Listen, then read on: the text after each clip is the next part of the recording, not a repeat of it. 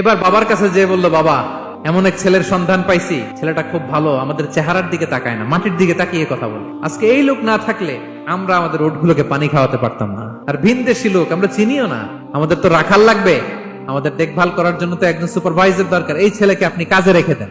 বাবা বললো, যাও নিয়ে আস।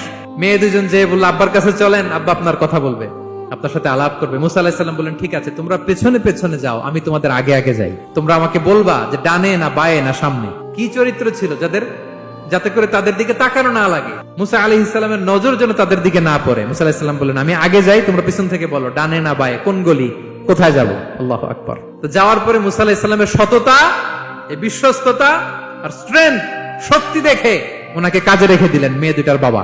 আর বললেন, এত বছর কাজ করবা, পারিশ্রমিক হচ্ছে কাজ যখন শেষ আমার এক মেয়েরে তোমার কাছে বিয়ে দিয়ে দিব। আল্লাহু আকবার। ওনারও থাকার জায়গা নাই, আশ্রয়ের কোনো বন্দোবস্ত নাই, আল্লাহ ব্যবস্থা করে দিলেন। আলহামদুলিল্লাহ।